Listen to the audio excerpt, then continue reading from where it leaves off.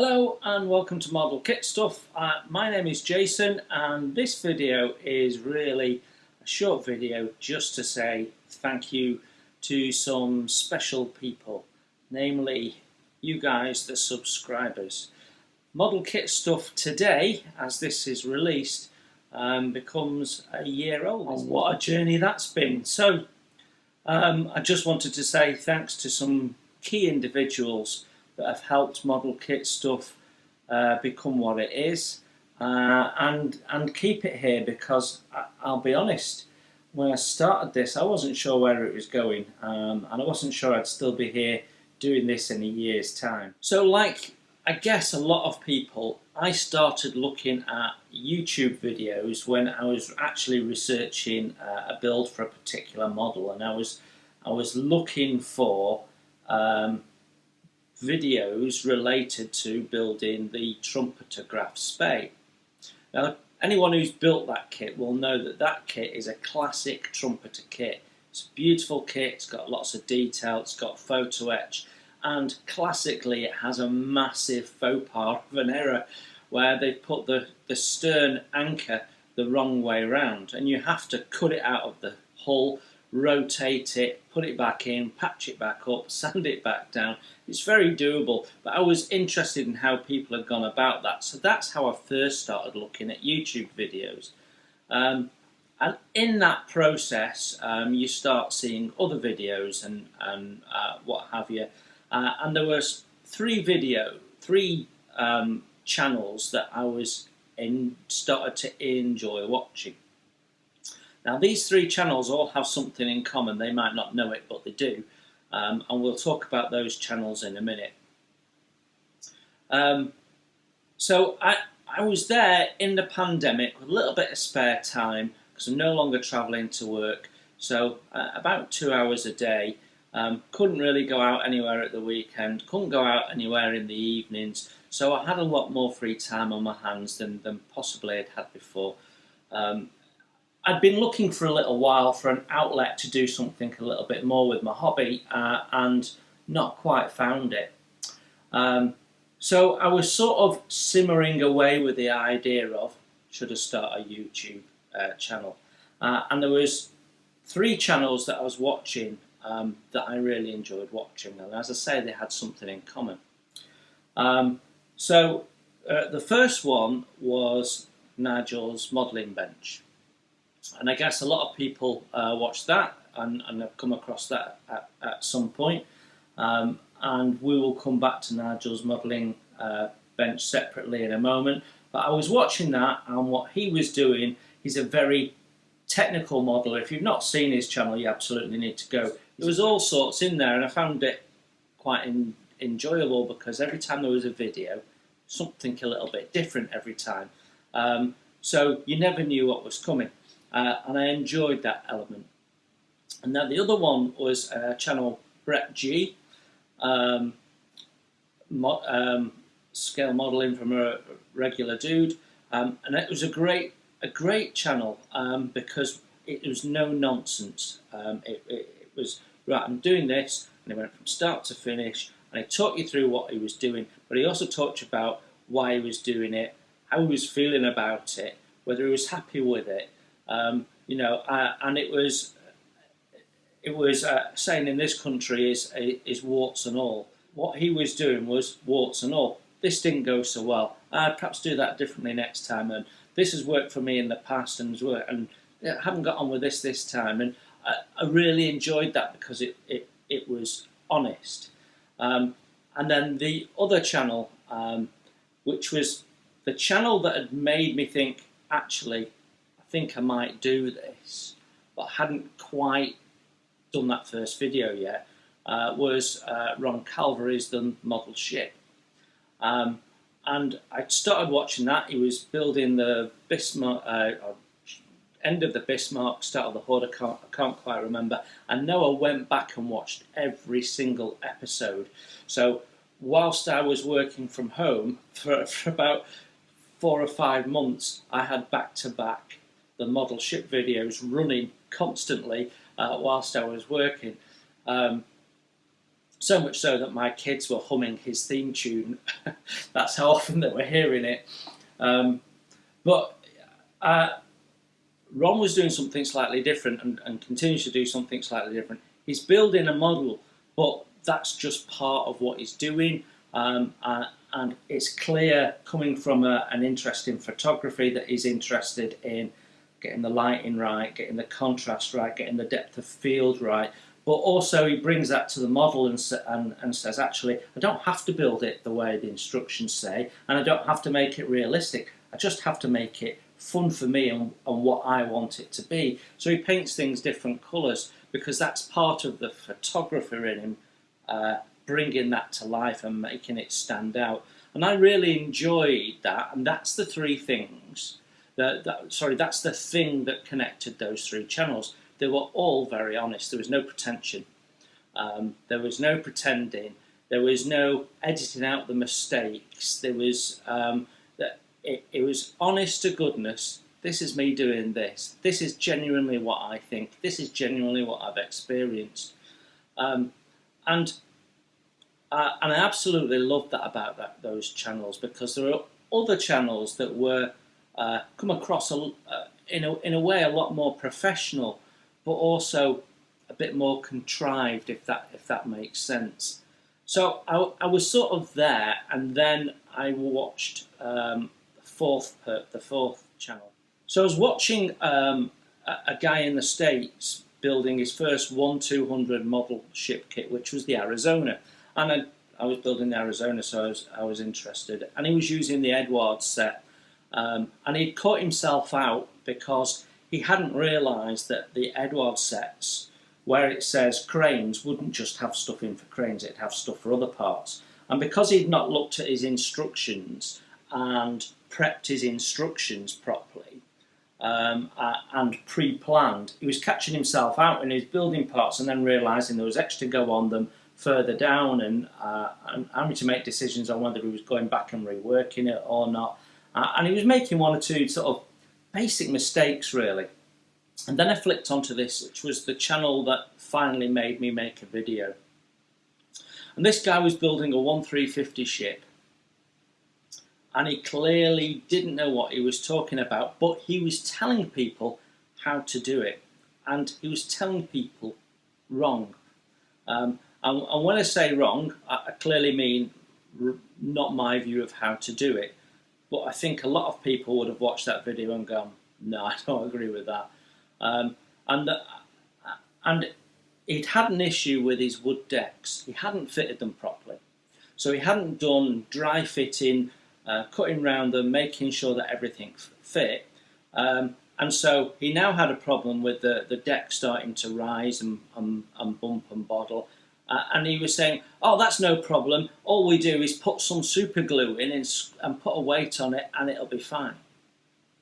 Well, it won't be. Of course, what will happen is that bit will be stuck down, but it'll force another bit to pop up, and he'll continue to have that problem. And he was laughing about it and saying, yeah, we don't worry about that. You just put some... And I think, if someone listens to that, they could potentially wreck an expensive model, because they've taken that as advice, because the way he was putting it across was, this is what you do. And I never say that. I say, this is what I do. And you see me doing it, so you sort of know it works, or doesn't, as the case may be. So I was a bit incensed, and what I did was I made a video and thought, well, this guy's just not prepared properly. So his video and the other guy's video made me do my first video, which was how to organise your instructions. But that's how Modelkit stuff happened. So I put this video up, and I'm not sure I was clear in my mind what was going to happen next. I'm not even sure that I was that confirmed that there would be a follow-on video. So I wasn't expecting anything to come of it. I just felt like I had to put something out there, because there wasn't anything to say, you know, large complex instructions, which include lots of different etch sets, need to be managed in a certain way before you start building. Otherwise, you're going to fall over yourself. And that's what I was trying to get out. So we did that. And much to my surprise, I got a couple of subscribers. I think I had, by the end of the first week, I think I had 3 subscribers. And I was a bit surprised. Subscribed? Okay. So then, I think it was after 2 weeks, maybe 3 weeks, and the subscribers had gone up by 1 or 2, and I was at 5 or 6, I think. And then another small channel, a guy with an interest in cars, gave my channel a shout out on his. Now, I didn't even know people did that, because I'd watched videos about building a model rather than live chats and conversations, and gave me a shout out. And suddenly I had this little upwards turn on subscribers. And one of my oldest subscribers came along at that point. We'll come back to subscribers in a minute. So put this first video out, and a couple of days later, I put a video out, a first impressions video.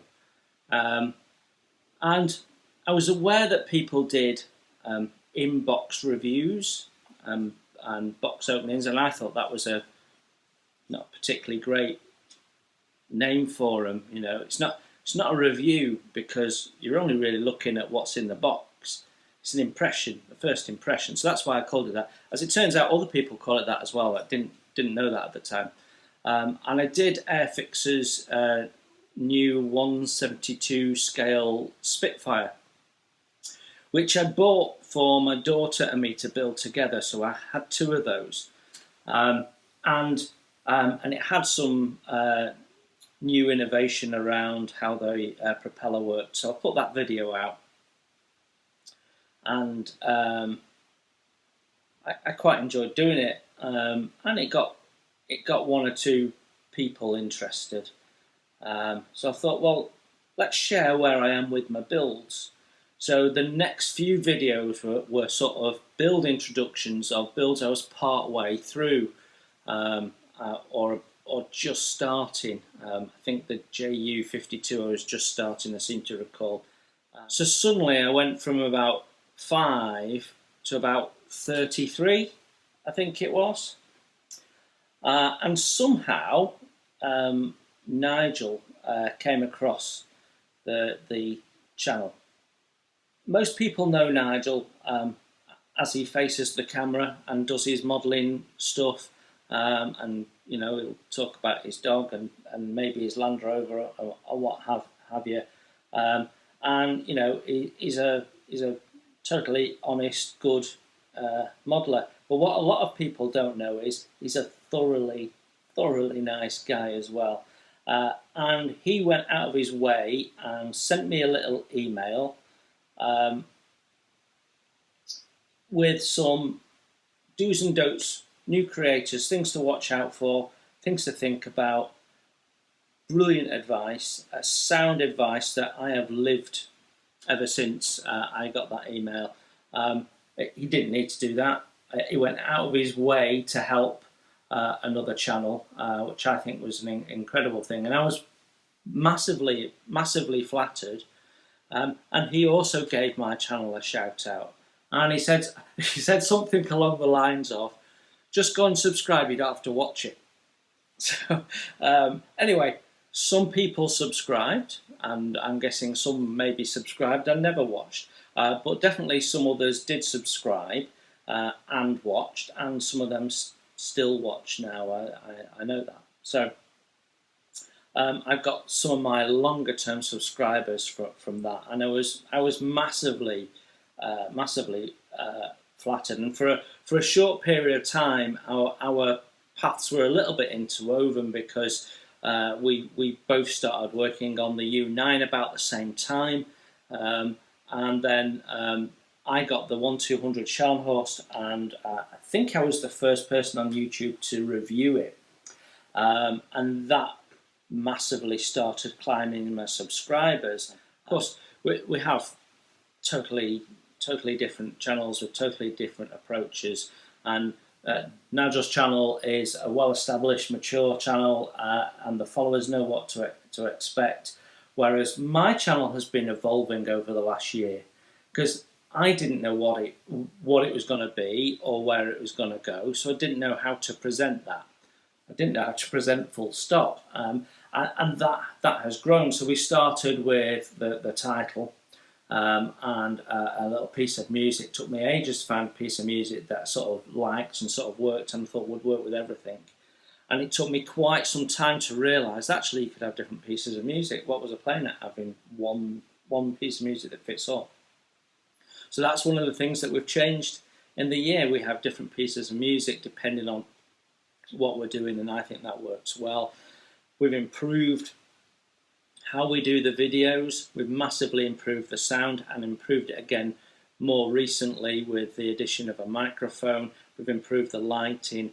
We've managed to get the knack of doing some close-up work that is easy for me to do and to edit without big camera rigs and what have you. So I've gone into this with a sort of a mindset of this is me building my models, working through my stash, and sharing how I go about that, and again a bit warts and all. And those 3 channels that inspired me really to start are sort of there's an element of those channels in my channel. And what I've found is I have some totally awesome subscribers. So at the time I'm recording this, I'm at around 1,400 subscribers, and I am massively honoured that 1,400 people have found there's something on my channel that was interesting enough to want to come back. So putting aside those 3 channels that I've mentioned, who also, well, at least used to subscribe. I don't check to see who's not subscribing anymore. But putting aside those, then I have to mention Sean, who. So Sean is a creator and is one of my longest standing subscribers. And he has a channel, The Scale Model Car Guy. It's a great little channel. If you've not checked it out, you absolutely should. But a big thank you to you, Sean, because I can't think of a single video that you've not put a comment on, which means you must have watched pretty much every video I've made since the 3rd or 4th video to have gone out. So a massive thank you for firstly for taking the time to make the comment, and secondly for taking the time to have a look at the channel. And I do appreciate those comments and the fact that you look in regularly, and I'm very grateful. So a big thank you to you, brother, for that. There's also a chap called Jeff Donahue from the States. Again, pretty much will leave a comment on every single video that I release.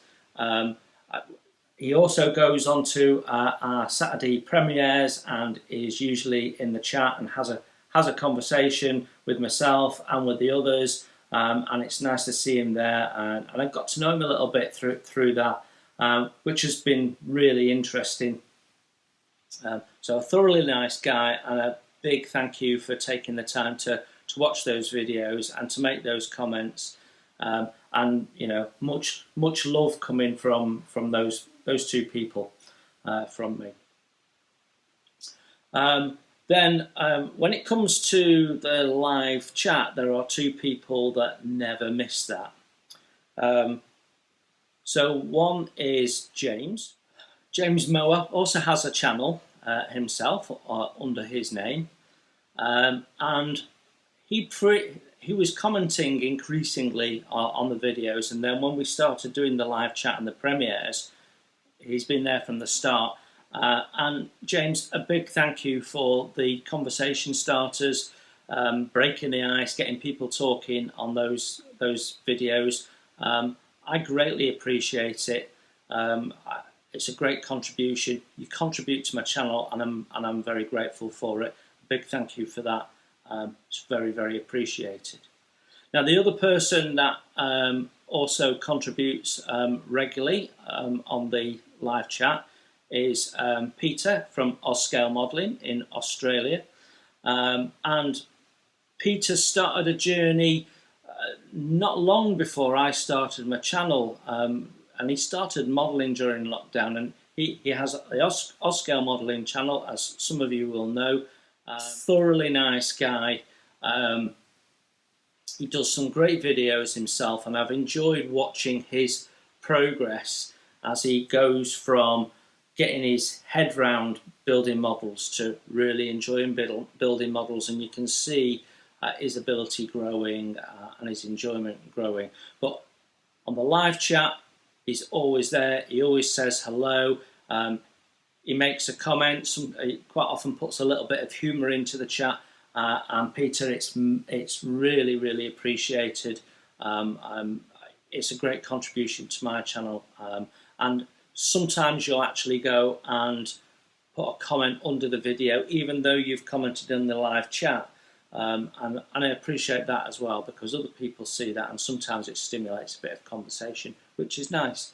So for you guys, a big special thank you. Now, the one thing that's happened during the course of the year, other than me getting better at making videos, or at least I'm hoping I am, is that I've also gone on a journey at the same time as the channel. So I have virtually met people through the channel that I would not have come into contact with before. So other than the people that we've mentioned and that we have already talked about, there are other creators out there that I've started talking to, and there are people out there that I would never have known existed, and I'm only aware of them because of my channel. So I'm particularly thinking here of Gavin Booth and his channel. You know, I came across his channel because he'd come across my channel. So there's people that have subscribed, and that has led me to their channels. So I'm really grateful for those of you that have subscribed and are creators themselves for taking me to your channels, if you like. So I really appreciate that. And I've had a lot of fun with that, and gone some places I wouldn't have gone in terms of channel watching. So that's been a lot of fun. Obviously, I would not have met Stephen Payne, Queen Mary 2 designer, if it had not been for the channel. And I can't not mention him at this point. Currently got a build going on, working with Stephen, and it's one of the most enjoyable builds I've ever done, as a result of having that extra input and insight into why the ship has gone together the way it has. And one of the things I enjoy from modelling is trying to understand why things are the way they are. What was it done for? What was the thought process? And I really like it when someone's got an eye to the aesthetic as well as the functionality. So this is one of those occasions where the aesthetic is thought about. Same with the Titanic. It only needed 3 funnels. They put a 4th one up for the aesthetic, give a sense of power. And I enjoy that sort of side of engineering. So it's been really an interesting experience. And what we've found as we've worked together is that actually we've got a number of common interests as well as just ocean liners and making models. So I'm sure that there might be more stuff coming out of that new relationship that we've made while we're building this, which is all great for the channel. So it's been a tremendous year, and like I say, I wasn't sure where this was going to go, or even whether it'd still be here. There was no grand plan where right, I'm going to conquer YouTube with my videos, but there isn't any grand plan. I'm not trying to be anything or do anything. I'm just me working through my stash, building my models, and you're welcome to watch if you like. So I think the last thing that I want to say is 1,400 people out there. Thank you to each and every one of you, whoever you are, whether you've left a comment, whether you've made yourself known, or whether you just pop in and watch certain videos from time to time, I appreciate every single one of you. And every time you watch that video, we generate a little bit of money for charity, and at some point we'll talk about how much we've generated. It's not much, you know, you're never going to earn a living from YouTube building models, at least. But we're generating a little bit of money for charity, so you're doing a good thing by watching my video, even if you thought my video was rubbish. So a big thank you for watching the channel so far. Hopefully you're going to enjoy what's coming in the year ahead. I don't really know what's coming other than we are going to build a tank. Other than that, who knows? Could do the Wingnut Wings plane or the Zukimura plane maybe. I could do a radio control ship. Yes, I've got one in the stash. I've had a lot of fun. I hope you've enjoyed it. And I will see you very soon.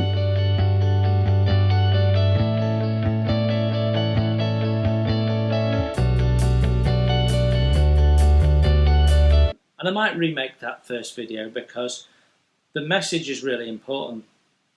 The video could be a little better.